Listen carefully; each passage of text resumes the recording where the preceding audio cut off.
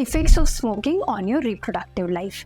हम सब जानते हैं smoking is injurious to your health, but अगर आपको यह एडिक्शन हो गया है तो इसके क्या क्या इम्पैक्ट हो सकते हैं और क्या क्या चीज़ें आप कर सकते हैं जिससे आप इनसे बच सकें। सो प्री कंसेप्शनली अगर आप स्मोकर हैं और बेबी प्लान करना चाहते हैं, आप प्री कंसेप्शनली ही स्मोकिंग स्टॉप करें, यानी कि बिफोर यू गेट प्रेग्नेंट, क्योंकि स्मोकिंग का स्पर्म की क्वालिटी एंड एग्स की क्वालिटी दोनों पे बहुत ख़राब इफेक्ट होता है।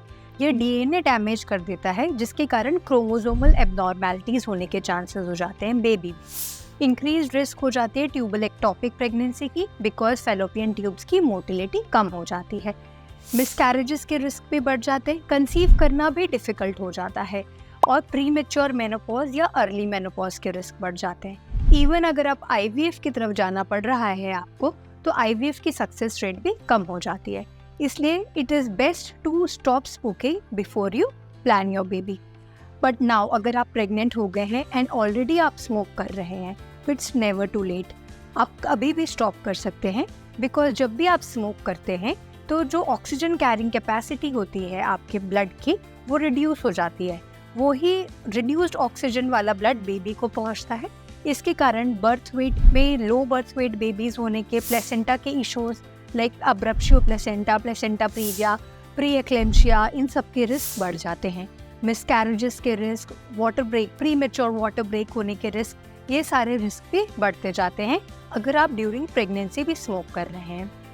अगर आप धीरे धीरे करके भी स्टॉप करते हैं and till the time of 20 weeks भी स्टॉप करते हैं, थोड़ा सा आप रिस्क को रिड्यूस कर सकते हैं। अगर फिर भी नहीं कर पा रहे हैं आप स्टॉप स्मोकिंग, तो निकोटीन पैचेस पे जा सकते हैं या गम्स या sprays. They are not absolutely safe, they are better than smoking the cigarettes. So e cigarettes भी एकदम सेफ नहीं कंसिडर किए जाते। थर्ड चीज़, अगर आप करते ही जा रहे हैं smoke and you have delivered the baby, अब ब्रेस्ट फीडिंग में भी इसका बहुत ज़्यादा इम्पैक्ट होता है। जो क्वालिटी होती है ब्रेस्ट मिल्क की, वो अफेक्ट होती है। जो बच्चे होते हैं उनमें increase risk of heart diseases, diabetes, ये सब लेटर इन द लाइफ। उनके लंग्स वीक होते हैं और अस्थमा के रिस्क भी बढ़ जाते हैं। अब जब बेबी ऐसे फीड करते हैं the mother who has been smoking, तो उनमें कोलिक और स्लीपिंग डिस्टर्बेंसेस के रिस्क भी बढ़ जाते हैं। अटेंशन डेफिसिट हाइपरकाइनेटिक सिंड्रोम होता है, ये भी इंक्रीज देखा गया है इन बेबीज़, आइदर जिनके मदर ड्यूरिंग प्रेगनेंसी स्मोक कर रहे हो या फिर ड्यूरिंग ब्रेस्ट फीडिंग स्मोक कर रहे हो। It's best to stop smoking as early as possible, but it is never too late. आप स्टॉप करें, बिकॉज आगे की आप अपने बेबी को अफेक्ट कर रहे हैं, उसके लाइफ लॉन्ग उसको कुछ इश्यूज रहेंगे। अस्थमा रह सकता है, ओबेसिटी, डायबिटीज़, अटेंशन डेफिसिट रह सकता है, उसकी डेवलपमेंटल डिलेज हो सकते हैं। तो इट इज़ बेटर कि आप अपने बेबी का ध्यान रखें।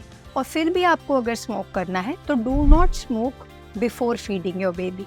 आप फीड कराएं फिर स्मोक करें आप, और लॉन्गेस्ट गैप रखें between smoking and breast feeding. So I would अर्ज एवरीवन कि जितने जल्दी हो सके वो अपनी इस आदत को रोक पाएँ, स्टॉप करें। Thank you.